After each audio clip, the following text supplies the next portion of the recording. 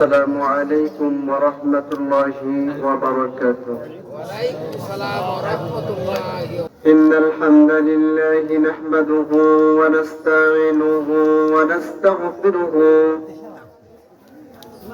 ونؤمن به ونتوكل عليه ونعوذ بالله من شرور أنفسنا ومن سيئات أعمالنا من يهد الله فلا مضل له ومن يضلل فلا هادي له ونشهد أن لا إله إلا الله وحده لا شريك له ونشهد أن سيدنا وسندنا وحبيبنا ومولانا محمدا عبده ورسوله الذي أرسله بالحق بشيرا ونذيرا وداعيا إلى الله بإذنه وسراجا منيرا فقد قال الله تعالى في كلامه المجيد وفرقانه الحميد সবাই আমার সাথে প্রাণ খুলে পড়ে নিন আউযু বিল্লাহি মিনাশ শাইতানির রাজিম বিসমিল্লাহির রহমানির রহিম ইয়া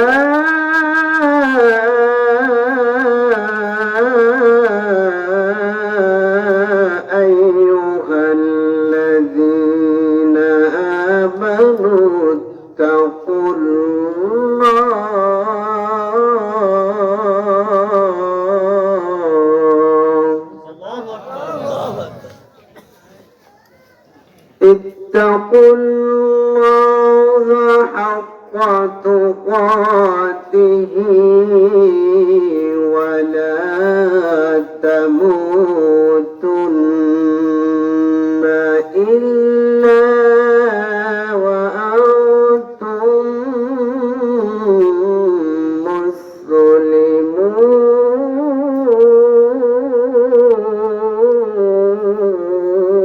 مسلمون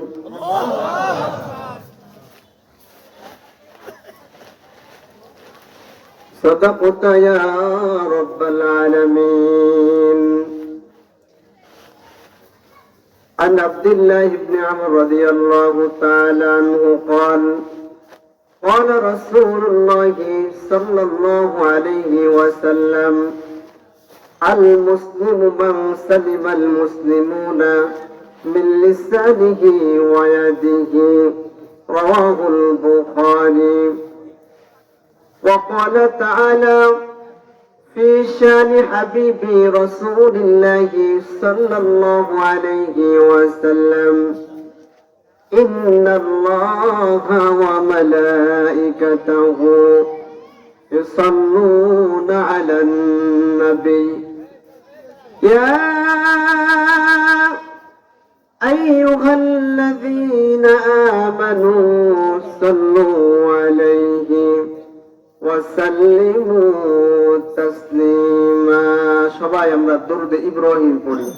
তোমারি মতো নেতা প্রিয় গোপুত সুখেরি গোলাপ চামেল বকুল হে প্রিয় হে নেতা হে রসুল তাইফের কথা ভেবে কাঁদে শুধু দুনয়ন এমন দরদি পেতে কাঁদে মন অনুক্ষণ ওহুদে দাঁত হারা আহমদ যখন লোহ মাখা কিয়ামতে উঠবে তখন কোরআন না পড়ে কিভাবে দেখাবে তুমি হাদিস না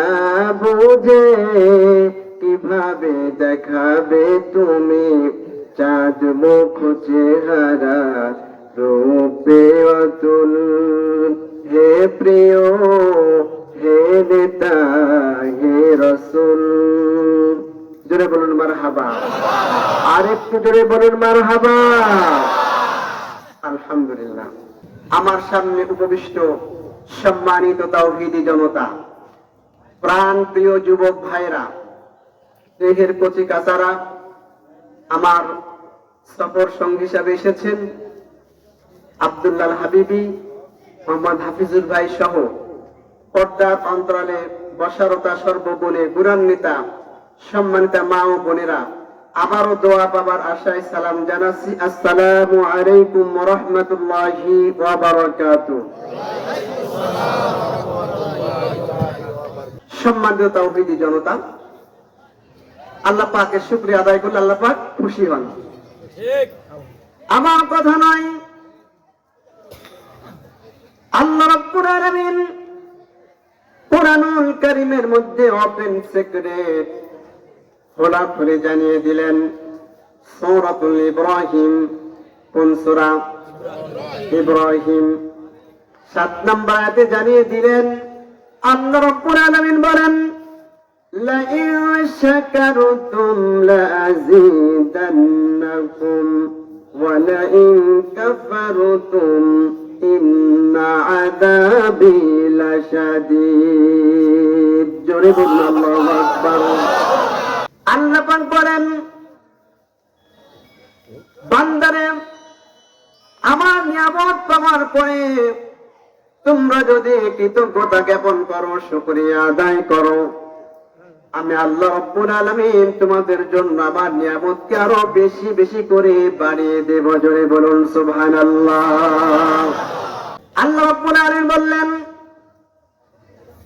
বান্দারে আমার নিয়ামত পাওয়ার পরে যদি শুকরিয়া আদায় না করো ওয়ালাইন কাফারতুম ইন্না আযাবি লাশাদীদ কুফরি করো কৃতজ্ঞতা জ্ঞাপন করো আমি আল্লাহ রাব্বুল আলামিন কঠিন শাস্তির ব্যবস্থা রেখে দিয়েছি চিৎকার দিয়ে বলেন নাউজুবিল্লাহ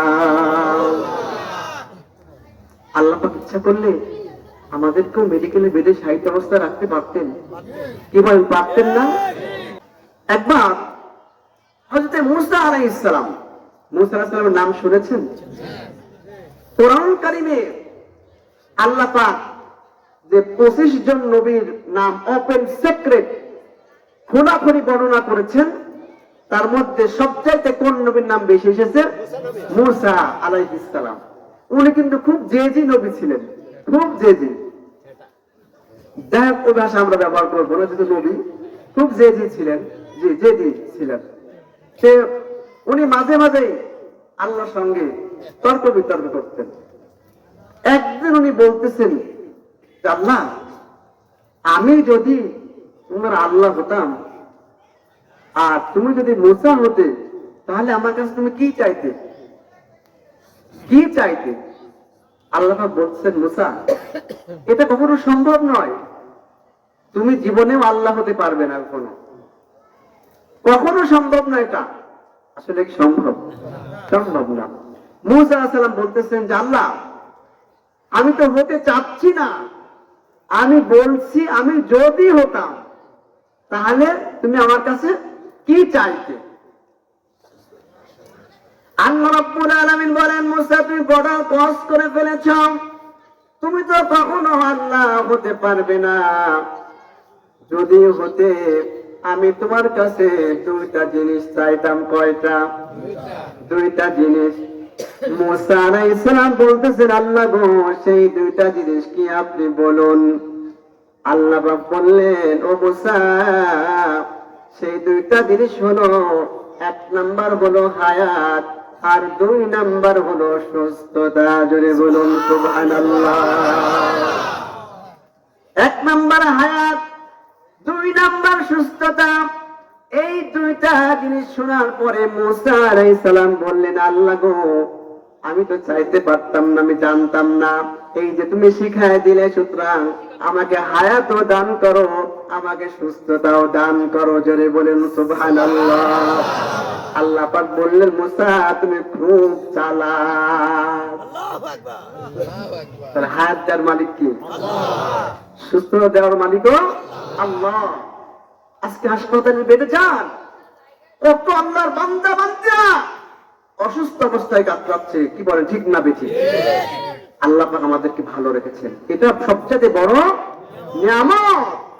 অসংখ্য নিয়ামতের মধ্যে এটা বড় নিয়ামত। চোখ দিয়েছেন, দেখতে পাচ্ছি, কান দিয়েছেন, শুনতে পাচ্ছি। কত লোকের চোখ আছে কিন্তু দেখতে পায় না, কি বলেন, ঠিক না বেঠিক? চোখের ফিম আছে কিন্তু দেখতে পাই না, কান আছে শুনতে পাই না, কি বলেন, ঠিক না বেঠিক? আছে না এরকম? মুখ আছে কথা বলতে পারে না, বোবা বোবা আছে না, দেখেন নাই? কথা বলতে পারে না। হাত আছে নড়াতে পারে না, পা আছে চলতে পারে না, কি বলেন, ঠিক না বেঠিক? কত নিয়ামত। আল্লাহ পাক বললেন, ওয়া ইন তাউদ্দু নি'মাতাল্লাহি লা তুহসুহা।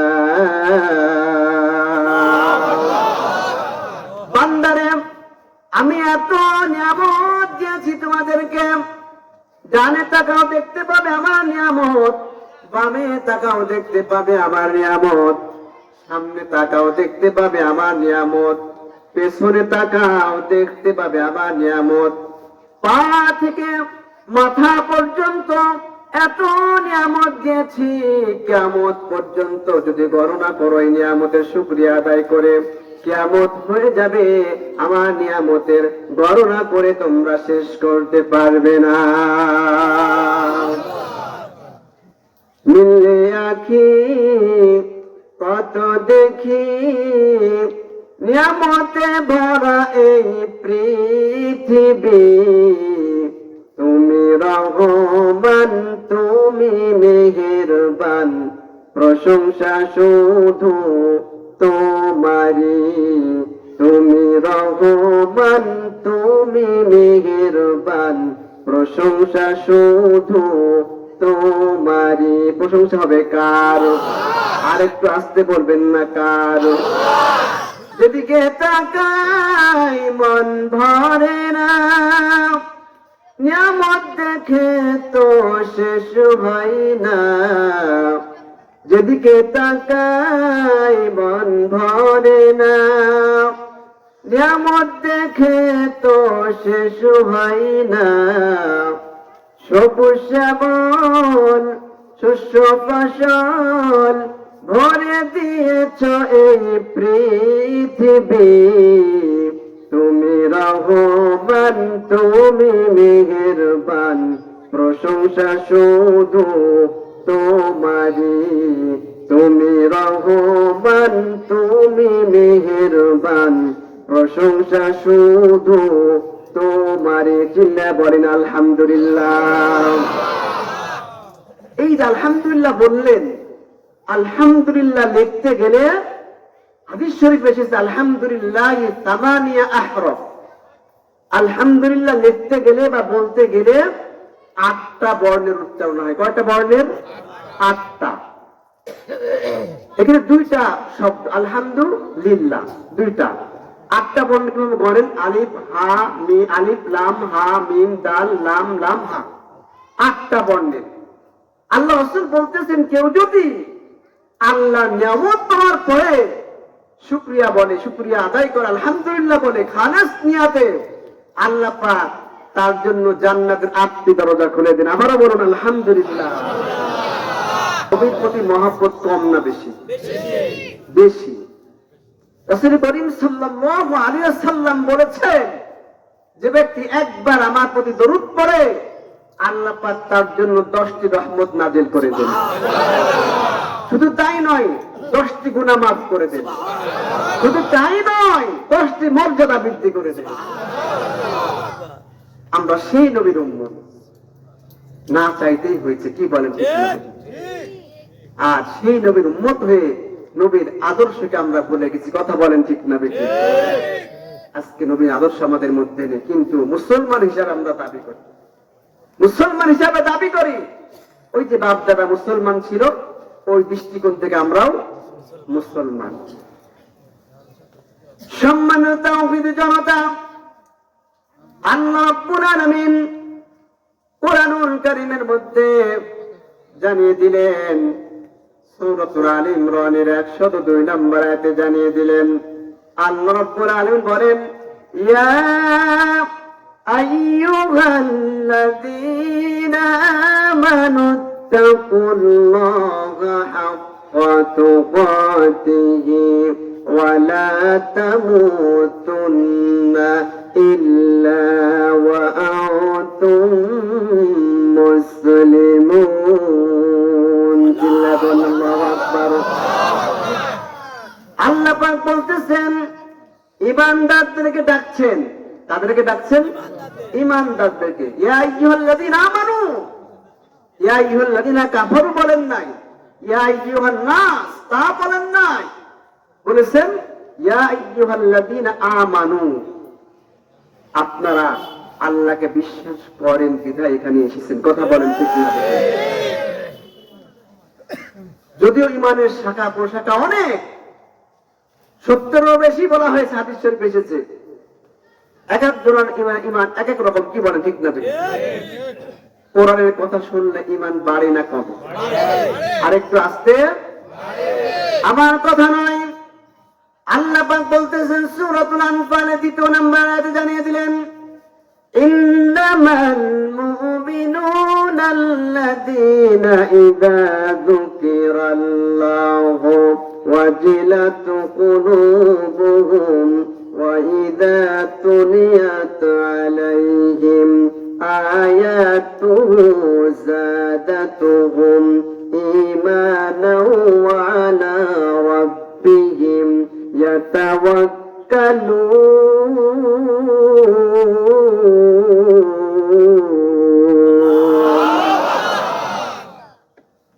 আল্লাহ পাক বলেন, মুমিনদের সামনে যখন কোরআন থেকে আয়াত তেলাওয়াত করা হয়, জিকির করা হয়, আল্লাহর কথা স্মরণ করা হয়, ওয়াজিলাত কুলুবুহুম তাদের অন্তরটা চার্জান্বিত হয়ে যায়।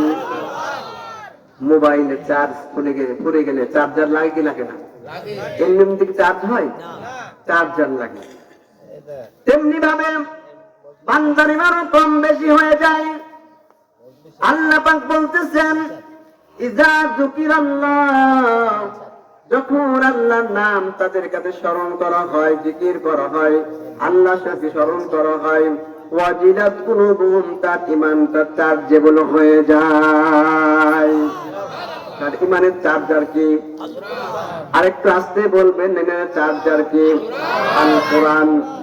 শুধু তাই নয়, এরপরে বললেন ওয়াজিলাত কুলুবুহুম ওয়া ইযা তুলিয়াত আলাইহিম আয়াতুহু, যখন তাদের সামনে আয়াত কুরআন পড়ে পড়ে বোঝানো হয়, আল্লাহ পাক বলতেছেন যাদাতুহুম ঈমানা, তার যতটুকু চার্জ ছিল ওই চার্জটাকে আরো এই কোরআন শোনার কারণে বৃদ্ধি পেয়ে যায়। কে বৃদ্ধি করে দেন? আরেকটু জোরে বলবেন, কে বৃদ্ধি করে দেন? আল্লাহ। শুধু তাই নয়, এরপর আল্লাহ পাক বললেন, যখন চার্জ বৃদ্ধি পেয়ে যায়, ওয়া আলা রাব্বিহিম ইয়াতাওয়াক্কালুন।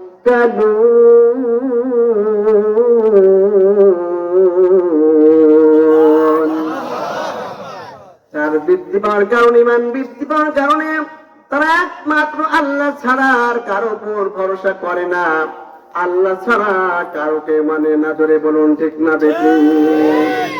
আল্লাহ ছাড়া তাগুতকে মানে না। কোরআনের পথ হলো আসল পথ, কথা বলেন ঠিক না বেশি? কোরআন ব্যতি রেখে যে পথ কোরআন আছে, মানুষের আইন তৈরি করা, সেগুলো হলো তাগুতের পথ, শয়তানের পথ, কথা বলেন ঠিক না বেশি? শয়তানের পথে আমরা বেশি না কম? বেশি। এই জন্য যুবক ভাইরা আজকে ফেসবুক নিয়ে ব্যস্ত। ফেসবুক কার? শয়তানের। কথা বলেন ঠিক না বেশি? শয়তানের কথা বেশি আমরা শুনি।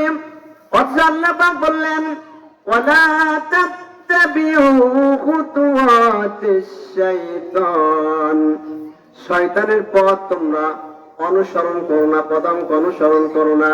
ইন্নাহু লাকুম আদুউম মুবিন, নিশ্চয় শয়তান তোমাদের প্রকাশ্য দুশমন। শয়তান তোমাদের প্রকাশ্য দুশমন। শয়তান শুধু ইবলিসই, আজাদিরই কথা বলেন না, আরো আছে। মিনাল জিন্নাতি ওয়ান নাস, মানুষের মধ্যেও আছে, জিনদের মধ্যেও আছে। এক শয়তান, কত কোরআন শয়তান 16টি বছর মানুষকে জ্বালিয়ে জ্বালিয়ে, মানুষের উপর অত্যাচার নির্যাতন চালিয়ে, যারা কোরআনের কথা বলতো, কোরআনের হক কথা কোরআন বলতো, আল্লাহর পথে মানুষকে ডাকতো, তাদেরকে জেলখানার মধ্যে ঢুকিয়ে ঢুকিয়ে কষ্ট দিয়েছে। কথা বলেন ঠিক না বেটি? ওই শয়তানকে লাঞ্ছিত করেছেন কে? ফিরআউনকে লাঞ্ছিত করেছিলেন কে? মূসা আলাইহিস সালামের যুগে ফিরআউনের আদালতে মূসা আলাইহিস সালাম ছিল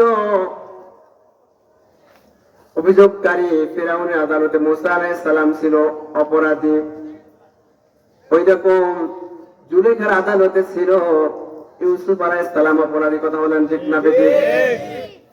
অনুরূপ ভাবে নমরুদের আদালতে অপরাধী ছিল ইব্রাহিম আলাইহিস সালাম। ইব্রাহিম, ঠিক না বেঠিক? ইব্রাহিম আলাইহিস সালাম। আবার আবু জেহেল আদালতে অপরাধী ছিল বিশ্ব নবী মুহাম্মদুর রাসূলুল্লাহ সাল্লাল্লাহু আলাইহি সাল্লাম। কথা বলেন ঠিক না বেঠিক? ফিরআউন বিদায় হয়ে গেছে, নমরুদ বিদায় হয়ে গেছে, আবার জুলেখাও বিদায় হয়ে গেছে, আবু জেহেল বিদায় হয়ে গেছে, কিন্তু বিশ্ব নবীর আদর্শ, বিশ্ব নবীর অনুকরণ আদর্শ সবকিছু রয়ে গেছে। জোরে বলুন ঠিক না বেঠিক? কিয়ামত পর্যন্ত থাকবে। আল্লাহ পাক এই পৃথিবীতে 4 জনকে ক্ষমতা দিয়েছেন, 4 জন শাসক গোটা পৃথিবী শাসন করেছে। কয়জন? 4 জন শাসক গোটা পৃথিবী শাসন করেছেন।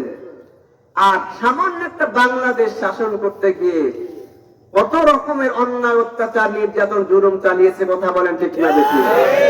যার জন্য আল্লাহ এমন থাপ্পড় দিয়ে নামাই দিল 45 মিনিটের সময় পেল না থাকা। কথা বলেন ঠিক না বেশি?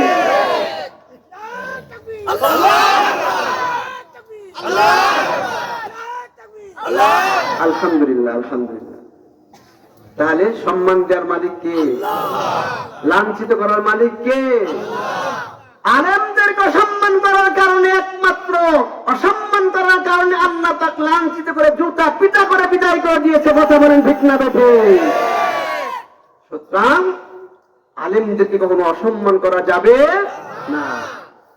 আল্লাহ রাসূল বলেন আল উলামা ওয়ারাসাতুল আম্বিয়া, আলেমগণ হলো নবীদের উত্তরসূরি ওয়ারিস। কথা বলেন ঠিক না বেঠিক?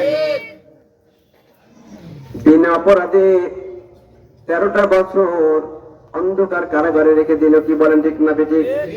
আবার নাটক করে, অভিনয় করে, কৌশল করে বের করে নিয়ে এসে ইঞ্জেকশন পুশ করে কোরআনের পাখিটাকে মেরে ফেললো। কি বলেন ঠিক না বেঠিক? কোরআনের পাখি যত কথা কোরআন বলেছে সব ঠিক ঠিক হয়ে গেছে। কথা বলেন ঠিক না বেঠিক? এই জন্য আল্লাহ রাসূল বলতেছেন, হয় আলেম হও, না হলে আলেমের পিতা হও, না হলে আলেমকে মহব্বতকারী হও, না হলে আলেমের অনুসরণ করো, কিন্তু পঞ্চম হয়েও না। পঞ্চম যদি হয়ে যাও তাহলে তুমি ধ্বংস হয়ে যাবে। ওই স্বৈরাচার লেডি ফিরআউন পঞ্চম হয়ে যাওয়ার কারণে তার দলবৎ কর্মী সহ সবাই লাঞ্ছিত হয়ে গেছে। কথা বলেন ঠিক না বেঠিক? এমনকি পালাবার জন্য বলেছিলেন যে ইঁদুরের গর্ত পর্যন্ত খুঁজে পাবে না, তো এটাই ঠিক হয়ে গেছে। কথা বলেন ঠিক না বেঠিক? ইঁদুরের গর্ত খুঁজে পাচ্ছে না।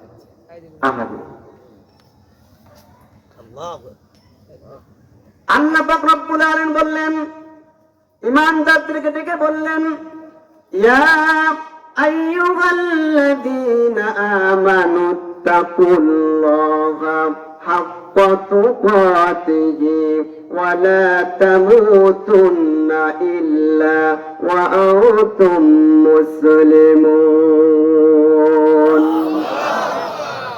হে ইমানদারগণ, ইত্তাকুল্লাহ, আল্লাহকে ভয় করো। কাকে ভয় করতে হবে?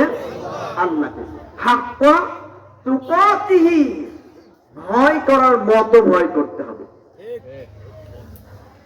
আমি যদি এখন জিজ্ঞাসা করি, গোটা বাংলাদেশের মুসলমান যারা আছে তাদেরকে যদি এক জায়গায় আপনি একত্রিত করে যদি বলেন যে আল্লাহকে ভয় করো, কেউ কি বলবে যে করি না? কেউ কি বলবে? কিন্তু কেন বললেন হাক্কা তুকাতিহি, ভয় করার মতো ভয় করো। ধরুন আপনার বাড়িতে আপনি চাকর রেখেছেন, আপনি মনিব। এখন চাকরের কাজ হলো মনিবের হুকুম শোনা। কি বলেন, ঠিক না? মনিব যখন যে আদেশ করবে সে আদেশ মান্য করা। কথা বলেন, ঠিক না? ঠিক। এখন চাকর মনিবের আদেশ শোনা তো দূরের কথা, মনিবকে দেখলেই দৌড়ে পালায়, ভয়ে পালায়। মনিবকে দেখলেই দৌড়ে পালায়। ওই মনিব ওই চাকরকে রাখবে? বেতন দেবে? কারণ ওই ভয়ের মনিবের কাছে কোনো দাম নাই। কি বলেন, ঠিক না? ওই ভয়ের দাম আছে? কোনো দাম নেই।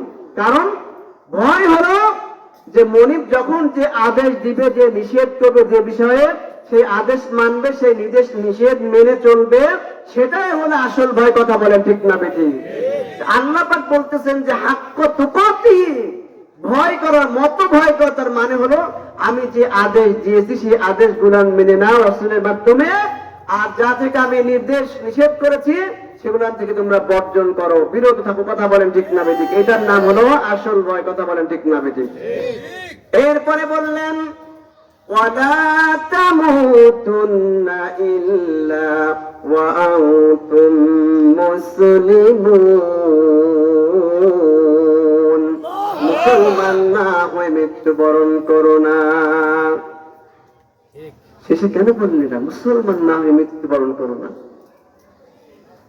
নামাজ পড়লে কি মুসলমান হওয়া যায়? রোজা রাখলে কি মুসলমান হওয়া যায়? হজ করলে কি মুসলমান হওয়া যায়? যাকাত দিলে কি মুসলমান হওয়া যায়? এখন তো বলবেন হুজুর রাজনীতি শুরু করে দিল। কচুর গাছ চিনেন আপনারা? আপনাদের গাছে কি বলে? কচুর গাছ বলে না? দেখতে খুব সুন্দর, সবুজ না? দেখতে খুব সুন্দর, আর ভিতরে চুলকানিতে ভর্তি। কথা বলেন, ঠিক না? বেশি আমাদের মধ্যে কিছু কিছু মানুষ আছে এরকম, উপরে সাদা সিধে কিন্তু ভিতরে চুলকানিতে ভর্তি। কথা বলেন, ঠিক না? বেশি যখন কোরআনের হক কথা বলে হুজুরের পরে, তখন হুজুরকে বলে রাজনীতি শুরু করলো হুজুর। কথা বলেন, ঠিক না? বেশি হুজুর জোরে গেলেও দোষ, আসতে গেলেও দোষ। জোরে গেলে বলবো হুজুর দাওয়াত পাইছে, দৌড়াচ্ছে খাওয়ার নাই। কথা বলেন, ঠিক না? বেশি আবার আসতে গেলে বলবো হুজুর কি খাওয়াইতে খাইছে, পড়ার বাড়ির ফিরি পাইছে, এমন খাবার খাইছে হাঁটতে পারছে না। কথা বলেন, ঠিক না? বেশি আমি কি বানিয়ে বলছি?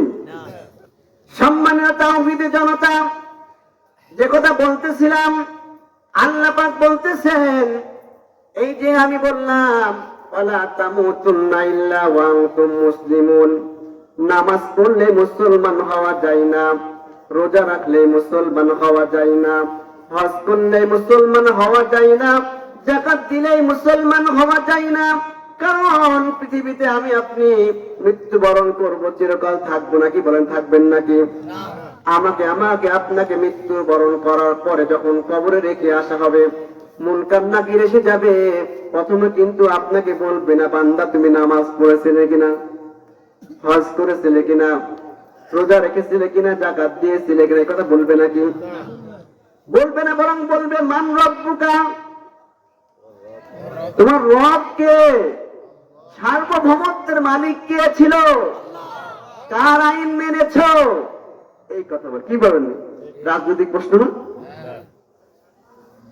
তোমার রব কে? নামাজের কথা বলবেন, এখানে যাকাতের কথাও নাই, হজের কথাও নাই, রোজার কথাও আছে? আছে বলেন, কথা বলেন, আছে? তোমার রব কে? তুমি রব হিসেবে কাকে মেনেছো? সার্বভৌমত্বের অধিকারী কাকে মেনেছো? কার আইন মেনেছো? কার আইন মেনেছো? এক নম্বর, আমি সংক্ষেপে আলোচনা করতেছি। দুই নম্বর হলো হাদিস শরীফে এসেছে, রাদিতু বিল্লাহি রাব্বান ওয়া বিল ইসলামি দীনান ওয়া বিমুহাম্মাদিন সাল্লাল্লাহু আলাইহি ওয়াসাল্লাম নাবিয়্যা। আল্লাহ রাসূল বলেছেন, ওই ব্যক্তি ঈমানের স্বাদ পেয়েছে যে ব্যক্তি আল্লাহকে রব, ইসলামকে দ্বীন আর মুহাম্মদ সাল্লাল্লাহু আলাইহি ওয়াসাল্লামকে নবী হিসাবে সকল ক্ষেত্রে, জীবনের পরিচালনার সকল ক্ষেত্রে, সামাজিক ক্ষেত্রে, রাজনৈতিক ক্ষেত্রে, আন্তর্জাতিক ক্ষেত্রে, অর্থনৈতিক ক্ষেত্রে, সকল ক্ষেত্রে মেনে নিয়েছে। সেই হলো প্রকৃত ঈমানের স্বাদ পেয়েছে। জোরে বলুন সুবহানাল্লাহ। তাহলে এক নাম্বার প্রশ্ন করবে, মান রব্বুকা, তোমার রব কে? সার্বভৌমত্বের আইন কার মেনেছো? মালিক কে ছিলেন? দুই নাম্বার প্রশ্নের দিকে যান, সেখানেও কিন্তু আপনাকে নামাজের কথা জিজ্ঞাসা করবে না, রোজার কথাও জিজ্ঞাসা করবে না। এই যে রোজা সামনে আসছে, সেখানেও কিন্তু রোজার কথা বলবে না, হজের কথাও বলবে না, যাকাতের কথাও বলবে না। বলবে শুধু মা ওমা দীনুকা, ওমা দীনুকা, কোন দলের লোক ছিলে তুমি? কথা বলেন। এখানে কি নামাজ আছে, রোজা আছে, হজ আছে, যাকাত আছে? কোরআন থেকে নিয়ে দলিল? আমি কোরআনের বাইরে বলছি? ওমা দীনুকা, কোন দলের লোক ছিলেন? কারণ আল্লাহর নিকটে একমাত্র মনোনীত দিন দল হলো ইসলাম। কথা বলেন ঠিক না বেঠিক? আমার কথা নয়, আল্লাহ পাক বললেন, ইন্নাদ-দীনা ইনদাল্লাহিল ইসলাম। শুধু তাই নয়, ইন্নী আখাফু আন ইউবাদদিলা দীনাকুম, আর কত, শারা'আকুম মিনাদ-দীনি মা ওয়াসা বিহি, আরো কত নেবেন, আল-ইয়াওমা আকমালতু লাকুম দীনাকুম ওয়া আতমামতু আলাইকুম নি'মাতি ওয়া রাদিতু লাকুমুল ইসলামা দীনা। জোরে বলুন সুবহানাল্লাহ। আমি এই কথাগুলো আমি যদি বিস্তারিত আলোচনা করতে যাই, আমার সঠিক যে আয়াত পর্যায়ে আয়াত আমি আলোচনা করতে পারবো না, সময় পাবো না। আমি সংক্ষেপে শুধু আপনাদেরকে স্মরণ করিয়ে দিয়ে যাচ্ছি আমরা কোন পথে আছি, কোন পথে থাকার দরকার ছিল। কি বলেন ঠিক না বেঠিক? দুই নাম্বার গেল, কোন দলের লোক ছিল? আল্লাহ পাক কোরআনে বলে দিয়েছে কোন দলের লোক হতে হবে তোমাদের। ওয়ালতাকুম মিনকুম উম্মাতুন ইয়াদউনা ইলাল খায়রি ওয়া ইয়া'মুরুনা বিল মা'রুফি ওয়া ইয়ানহাউনা আনিল মুনকার ওয়া উলাইকা হুমুল মুফলিহুন।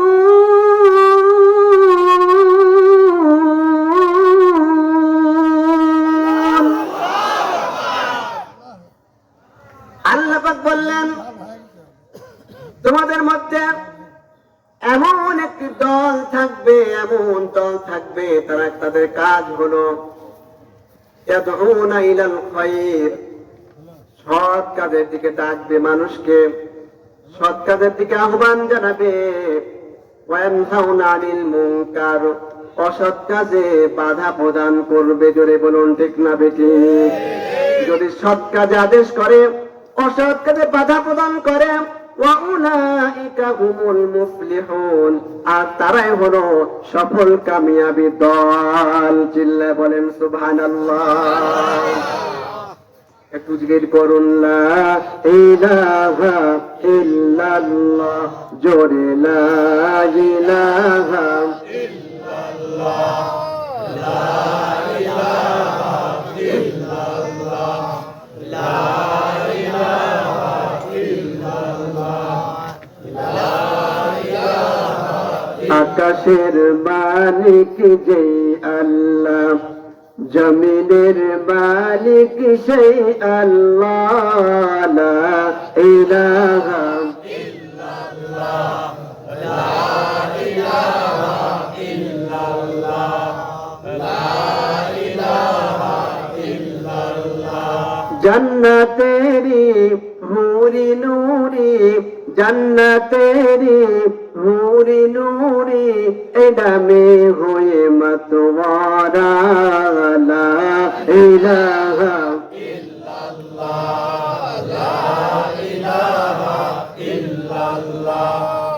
لا إله إلا الله محمد رسول الله صلى الله عليه وسلم তাহলে এক নাম্বার মান রব্বুকা সার্বভৌমত্বের মালিককে কার আইন মেনেছে কবরের প্রথম প্রশ্ন।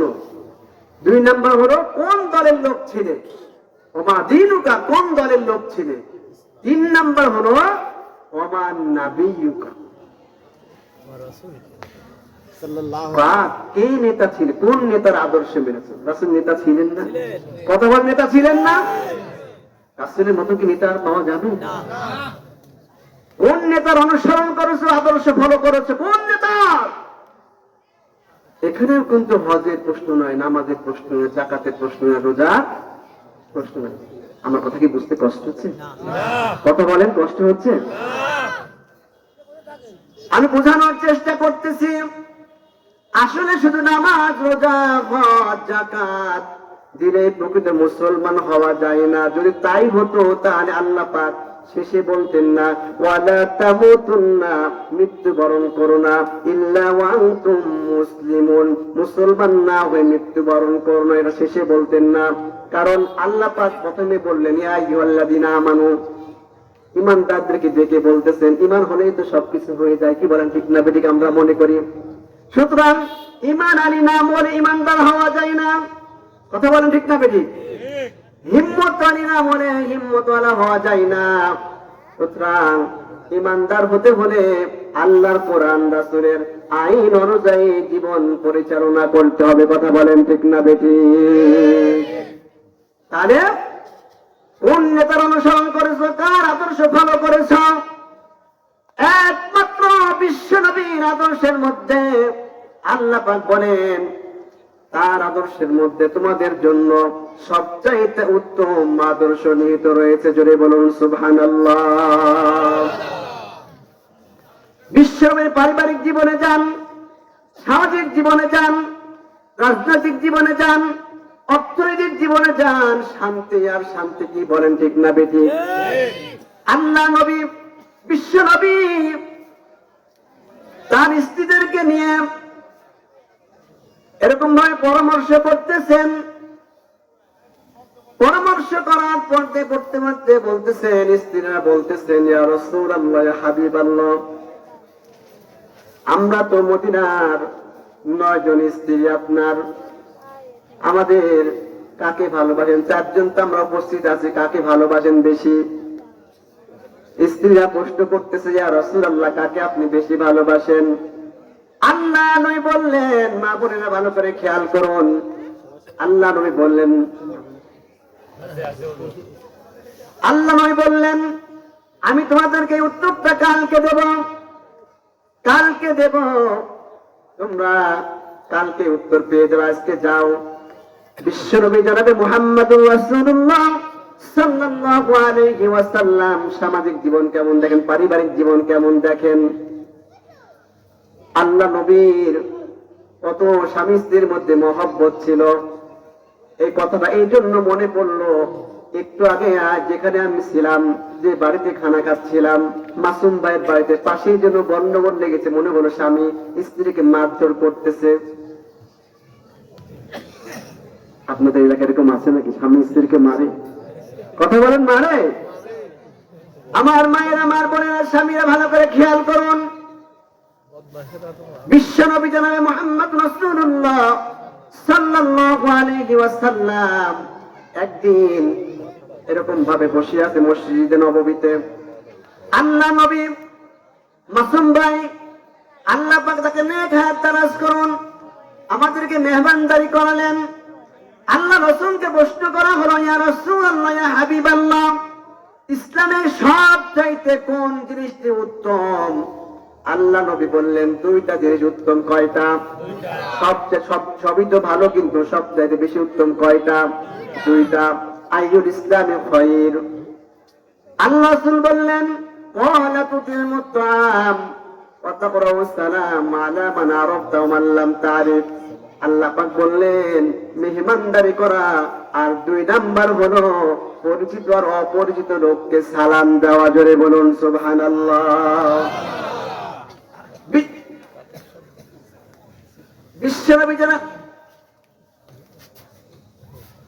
বিশ্বনবী বললেন ও সাহাবীরা তোমরা শোনো, আল্লাহ নবী বিশ্বনবী, এই যে আজকে যদি বিশ্বনবী থাকতেন এখানে এরকম ভাবে আপনাদেরকে কোরআনের কথা বলতেন। কি বলেন, ঠিক না বেঠিক? আল্লাহ পাক বলেন সূরাতুল ফুরকান وَلَا يَأْتُونَكَ بِمَثَلٍ إِلَّا جِئْنَاكَ بِالْحَقِّ وَأَحْسَنَ تَفْسِيرًا। সবচাইতে বড় তাফসীরকারক কে? বিশ্বনবী জনাবে মুহাম্মদুর রাসূলুল্লাহ সাল্লাল্লাহু আলাইহি ওয়াসাল্লাম তাফসীর করতেন আপনাদের মাঝে।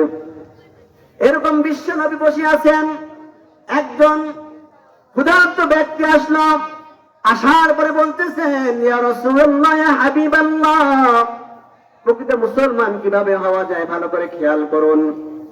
ইয়া রাসূলুল্লাহ হাবিবাল্লাহ, আমি এমন ক্ষুধার্ত, 3 দিন ধরে খাই নাই, আমি খুবই ক্ষুধার্ত, আমার জন্য একটু খাওয়ার ব্যবস্থা করতে পারেন নাকি? আল্লাহ নবী বললেন ও সাহাবীরা আমার ঘরে চলে যাও, আমার স্ত্রীকে দেখো আমার ঘরে কোনো খাবার আছে নাকি। আল্লাহ নবীর কথা মতো সাহাবীরা চলে গেলেন। যাবার পরে বললেন আম্মা জান আয়েশা সিদ্দিকা রাদিয়াল্লাহু তাআলা আনহা বলতেছেন ও সাহাবীরা শোনো, আমার ঘরে তো কোনো খাবার নেই, পানি ছাড়া বিশ্ব নবীর ঘরে আজ কোনো খাবার নেই। জোরে বলুন সুবহানাল্লাহ। ফেরত আসলেন, চলে আসলেন, আল্লাহ নবীকে জানিয়ে দেওয়া হলো কোনো খাবার নেই ঘরে। বিশ্বনবী বলতেছেন ও সাহাবীরা আমার মেহমানকে তোমরা কি কেউ নিয়ে যেতে পারো মেহমানদারি করার জন্য? একজন সাহাবী নাম তার আবু তালহা রাদিয়াল্লাহু তাআলা আনহু, জান্নাতে 10 জন সার্টিফিকেট প্রাপ্ত দুনিয়াতে সুসংবাদকারী সাহাবীদের মধ্যে একজন। জোরে বলুন সুবহানাল্লাহ। আশারায়ে মুবাশশারা একজন আবু তালহা রাদিয়াল্লাহু তাআলা আনহু বলতেছেন ইয়া রাসূলুল্লাহ ইয়া হাবিবাল্লাহ, আমি নিয়ে যাব, আমাকে আপনি মেহমান দিন, আপনার মেহমান আমি নিয়ে যাব। আল্লাহ রাসূলের কথা মতো নিয়ে গেল, মেহমান নিয়ে গেলেন, বাড়িতে সালাম জানালেন, আসসালামু আলাইকুম ইয়া আহলাল বাইত। ভেতর থেকে আওয়াজ আসলো ওয়ালাইকুম আসসালাম। স্ত্রীকে বলতেছেন ও স্ত্রী, বিশ্বনবীর মেহমান নিয়ে এসেছি, মেহমানদারি করতে হবে, ঘরে কি খাবার আছে খাবার ব্যবস্থা করো। স্বামীর কথা মতো বলতেছেন বিশ্বনবীর মেহমান যেহেতু নিয়ে এসেছেন আসেন বসেন, আমাদের ঘরে কিন্তু আমার 2টা ছেলের খাবার ছাড়া আর কোনো খাবার নেই। জোরে বলুন সুবহানাল্লাহ। আর আমার মা বোনেরা যদি কোন স্বামী মেহমান নিয়ে যায় ঘরে কিছু না থাকে, নিজে লোক নিয়ে এসে খাওয়ার নিজেরই দিতে পারে না, আবার নিয়ে আসে। কথা বলেন ঠিক না ঠিক? আছে না নাই? সম্মানিত তাওহীদ জনতা, বললেন বিশ্বনবীর মেহমান যেহেতু নিয়ে এসেছেন, স্ত্রীর মর্যাদা দেখুন, স্ত্রীর ভালোবাসা দেখুন স্বামীর প্রতি। বিশ্বনবীর মেহমান নিয়ে এসেছেন, বসুন। স্বামী বলতেছেন যেহেতু 2টা সন্তানের খাবার ছাড়া আর কারো খাবার নেই, তাহলে কি করো, সন্তান 2টাকে ঘুম পাড়িয়ে দাও, ঘুম পাড়িয়ে দিয়ে খাবার মেহমানদারি করো। স্বামীর কথা মতো সন্তান 2টাকে ঘুম পাড়িয়ে দিল। ঘুম পাড়িয়ে দিয়ে বিশ্বনবীর মেহমানকে আবু তালহা 2 জনকে স্ত্রী বসায় দিয়েছেন মেহমানদারি করার জন্য। খাবার তো একজনেরই খাবার হবে। আবু তালহাকে বললেন, স্ত্রী বলতেছেন স্বামী আপনি বসবেন, আপনিও প্লেট নেন। প্লেটে বসার পরে আমি যখন খাবার পরিবেশন করব আপনি ল্যাম্পটা নিভিয়ে দিবেন, বাতিটা নিভিয়ে দেবেন, আপনি মুখ নড়াবেন যাতে করে মেহমান বুঝতে না পারে যে আপনি খাচ্ছেন না, আপনিও খাচ্ছেন। এইভাবে করে মেহমানদারি করলেন। করার পরে ফজর নামাজে মসজিদে নববীতে চলে গেলেন। যাবার পরে আল্লাহ রাসূল নামাজ পড়ালেন। পড়ার পরে বললেন, আবু তালহা কোথায়? আবু তালহা রাদিয়াল্লাহু তাআলা আনহু ভয় করতেছেন, সংশয়, কারণ না জানি কি হয়ে গেছে, কারণ মেহমানদারি তো সঠিকভাবে করতে পারি না। আল্লাহ নবীর মেহমানকে নিয়ে গেলাম। আবু তালহা বললেন, ইয়া রাসূলুল্লাহ, হাবিবাল্লাহ, এই যে আমি উপস্থিত রয়েছে। আল্লাহ নবী বললেন, ও আবু তালহা, কি এমন মেহমানদারি করেছো যার কারণে আল্লাহ তাআলা খুশি হয়ে হেসেছেন? শুধু হাসেনি নাই, এই কুরআনুল কারীমের সূরাতুল হাসরের 9 নম্বর আয়াত আপনারা দেখে নেবেন, তাফসীর পড়ে নেবেন। আল্লাহ পাক নাযিল করে জানিয়ে দিয়েছেন, ওয়ায়ুতিরুনা আলা আনফুসিহিম ওয়ালাউ কানা বিহিম খাসাসা ওয়া মান ইউকা শুহা নাফসিহি ফাউলাইকা হুমুল মুফলিহুন। যারা নিজেদের সামর্থ্যে থাকার পরেও যারা অন্য খাবার দেয়, নিজেদের চাহিদা পূরণ না করে অন্যের চাহিদা পূরণ করে, আল্লাহ রাব্বুল আলামিন তাদেরকে সফল কামিয়াবি দান করেন। কয়জন স্ত্রী বসেছিল বিশ্বনবীর কাছে? 4 জন। বলছেন, আমার কাদেরকে বেশি ভালোবাসে? আমাদের সমাজে কারো 2 জন 3 জনের স্ত্রী আছে না? বলে না যে আমাকে নাটক বেশি ভালোবাসে, তুমি নাটক বেশি, এরকম বলে কি বলে না? কথা বলেন, বলে তুমি। এরা আল্লাহ নবীর স্ত্রীরা বলতেছেন, আল্লাহ নবী কি করলেন? রাত্রিবেলা 8টা খেজুর নিলেন। কয়টা খেজুর? 8টা খেজুর নিলেন। নেওয়ার পরে যে 4 জন স্ত্রী ছিলেন, রাসূলের পারিবারিক জীবন কত সুন্দর ছিল খেয়াল করুন। 8টা খেজুর নিয়ে প্রথম জনের বাড়িতে গিয়ে 2টা খেজুর দিলেন। খেজুর দিয়ে বললেন, আমি যে তোমাকে 2টা খেজুর দিয়েছি তুমি কাউকে বলো না। সুবহানাল্লাহ বলবেন না? আবার দ্বিতীয় জনের বাড়িতে গেলেন, বললেন, আবার 2টা তাকে দিলেন। কয়টা গেল? আর কয়টা থাকলো? স্ত্রী আছে কয়টা? ওই 2টার বাড়িতেও গেলেন, 2টা করে 4টা দিয়ে দিলেন। কয়টা হয়ে গেল? 8টা হয়ে গেল। সবাইকে বললেন, আমি যে তোমাকে 2টা খেজুর দিয়েছি তুমি কাউকে বলো না। পরের দিন সকালবেলা আবার তারা মহিলারা একটু আগ্রহী হয়, কৌতূহলী হয়, আমি প্রতি কথা বলেন ঠিক না বেঠিক? তাড়াতাড়ি চলে আসছে। আসার পরে বিশ্বনবীর সাথে বলতেছেন, ইয়া রাসূলুল্লাহ, হাবিবাল্লাহ, আপনি কালকে বলেছিলেন আমাদেরকে বলবেন কাকে আপনি বেশি ভালোবাসেন। আল্লাহ নবী কথা শোনাচ্ছেন, কিন্তু তাদের কথা মন বসছে না, কারণ শোনার জন্য আগ্রহী। বলতেছেন, ইয়া রাসূলুল্লাহ, আগে বলেন কাকে বেশি ভালোবাসেন, তারপরে কথা শুনবো। সুবহানাল্লাহ বলবেন না? আল্লাহ রাসূল বললেন, ও আমার স্ত্রীরা, গত রাত্রিতে আমি যাকে 2টা খেজুর দিয়েছি তাকে আমি ভালোবাসি। সুতরাং সবাই বুঝতে পারলো যে আমাকেও দিয়েছে, আমাকেও দিয়েছে, আমাকেও দিয়েছে। সবাই বুঝতে পারলো যে বিশ্বনবী আমাকে বেশি ভালোবাসে। কথা বলেন ঠিক না বেঠিক? সেই নবীর চরিত্র আমাদের মধ্যে নেই। কথা বলেন ঠিক না বেঠিক? সেই নবীর আদর্শ আমাদের মধ্যে নেই, কিন্তু মুসলমান হিসেবে দাবি করি। কথা বলেন ঠিক না বেঠিক? সুতরাং আমার মায়ের, আমার বোনেরা, ভালো করে খেয়াল করুন। আল্লাহ নবী বলেছেন, মা বোনদের জন্য জান্নাতে যাওয়া সবচাইতে সহজ। 4টা কাজ করলে আমার মায়েরা, আমার বোনেরা জান্নাতে যাবে। কয়টা কাজ করলে? মাত্র 4টা কাজ। আল মারওয়াত ইযা সাল্লাত খামসাহা ওয়া সামাত শাহরাহা ওয়া আহসানাত ফারজাহা ওয়া আতাআত বালাহা ফালতাদখুল মিন আইয়াবিল জান্নাহ হাইসু শা। 4টা কাজ। 1 নাম্বার হলো 5 ওয়াক্ত নামাজ আদায় করবে।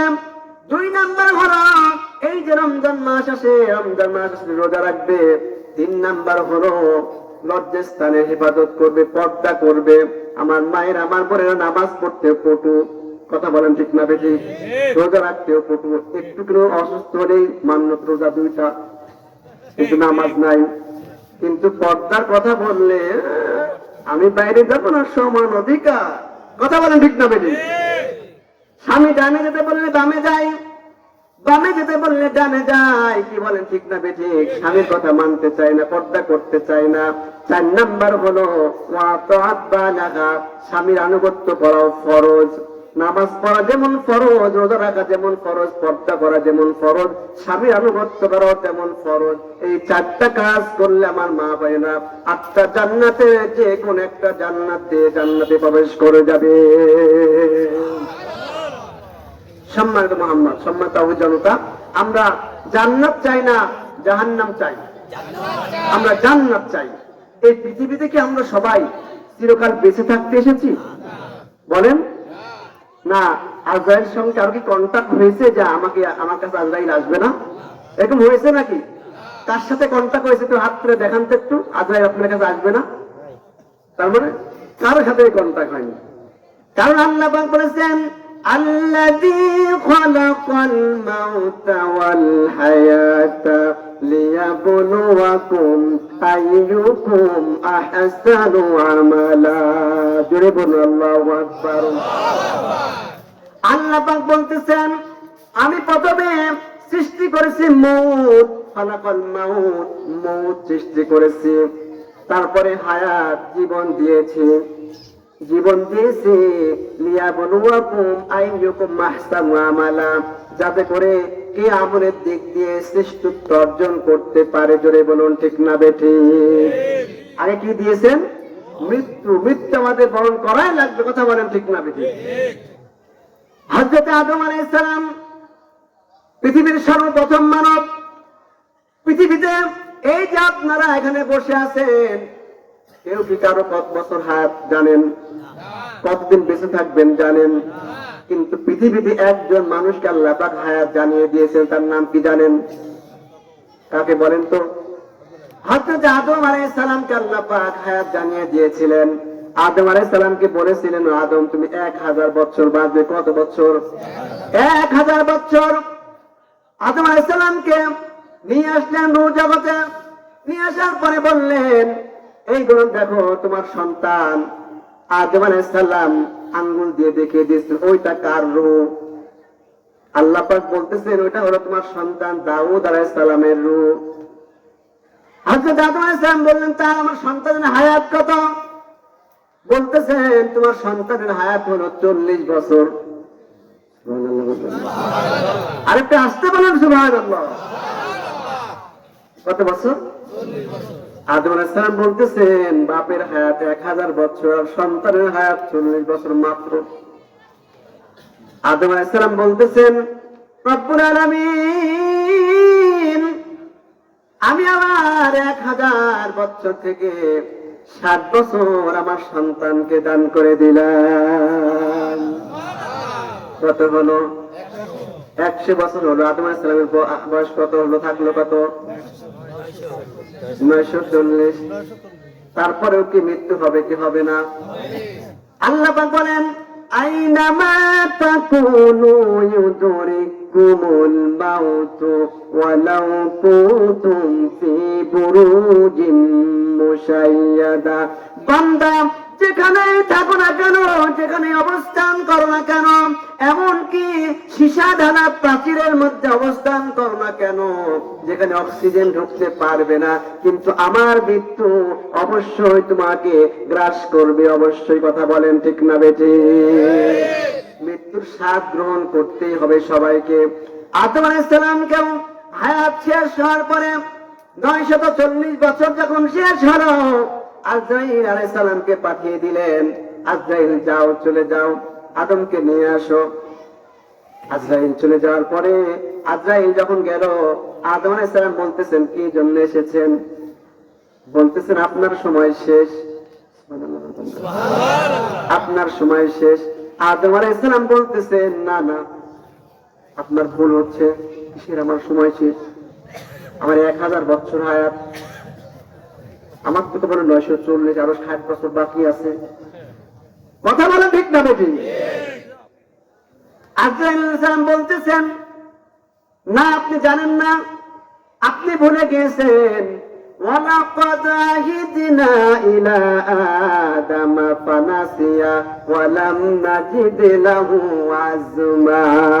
সূরা তাহার মধ্যে আছে বিস্তারিত ব্যাখ্যা। আদম আলাইহিস সালাম বলতেছেন, না আমার আরো 60 বছর বাকি আছে। আজরাইল বলতেছেন, না না আপনি ভুলে গেছেন, ফানাসিয়া আদম আপনি ভুলে গেছেন, আপনি যে 60টা বছর আপনার সন্তান দাউদ আলাইহিস সালামকে দান করে দিয়েছেন। আদম আলাইহিস সালাম বল, এই জন্য আমরাও ভুলে যাই। কথা বলেন ঠিক না বেঠিক? আমরাও ভুলে যাই। আদম আলাইহিস সালাম বলতেছেন, আমি এটা মানি না, এই জন্য আমরাও কিছু কিছু মানি না। কথা বলেন ঠিক না বেঠিক? আমি মানি না। আদম আলাইহিস সালামকে যখন এরকম কথোপকথন হচ্ছে আজরাইলের সঙ্গে, আল্লাহ পাক বলতেছেন, ও আজরাইল, আদম যেহেতু আসতেই চায় না, তাকে রেখে দাও, আরো 60 বছর হায়াত আমি তাকে দিয়ে দিলাম। এই জন্য আমার ভাইরা, আমার তাওহীদি জনতা, এই জন্য দেখবেন আমাদের সন্তানরা যখন অসুস্থ হয়ে যায়, আমাদের মা বাবারা আমরা বলে থাকি, ও আল্লাহ আমার হায়াত আমার সন্তানকে আমি দিয়ে দিলাম। সম্মানিত তাওহীদি জনতা, হযরত দাউদ আলাইহিস সালামের সঙ্গে আজরাইল প্রতিদিন কথা বলতে আসতেন। এরকম সমাবেশ হতো। দাউদ আলাইহিস সালাম তার কওমকে নিয়ে সমাবেশ করতেন, কোরআনের কথা বলতেন, আল্লাহর কথা বলতেন। আজরাইল আলাইহিস সালাম প্রতিদিন আসতেন। আজরাইল আলাইহিস সালামকে বলতেছেন, ইয়া আখি আজরাইল, হে ভাই আজরাইল, আজকে কি জন্য এসেছো? দেখা করার জন্য এসেছো না জান কবজ করার জন্য এসেছো? কারণ আজরাইলের কাজ হলো জান কবজ করা। কি বলেন ঠিক না বেঠিক?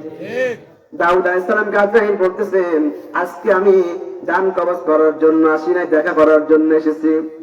আজরাইল আলাইহিস সালাম যেহেতু প্রতিদিন আসে, দাউদ আলাইহিস সালাম বলতেছেন, আজরাইল ভাই, আমি আপনার আসল রূপটা দেখতে চাই। আপনি প্রতিদিন আসেন, এই আসল রূপটা আমাকে দেখাবেন। দাউদ আলাইহিস সালামকে বলতেছেন, আজরাইল আমার আসল রূপটা যদি দেখেন আপনি সহ্য করতে পারবেন না। সুবহানাল্লাহ বলেন। দাউদ আলাইহিস সালাম বলতেছেন, কি এমন কথা বললেন, কি এমন কথা বললেন? বন্ধুর চেহারা সহ্য করতে পারবেন, এটা কি হতে পারে নাকি? আজরাইল বলতেছেন, না আপনি আসলে সহ্য করতে পারবেন না। এবারে আবার পরের দিন যখন আসছে বলতেছেন, বন্ধু জান কবজ করতে আসতেন না দেখা করতে আসতেন? বলতেছেন দেখা করতে আসছে। কথা বলার পরে বলতেছেন, ওই যে দেখতে পাচ্ছেন আপনি সমাবেশে অমুক লোকের জান আমি একটু পরে নিয়ে নিব, একটু পরে তাকে থাবা দিয়ে নিয়ে যাব। এরকম কথা চলতেছে।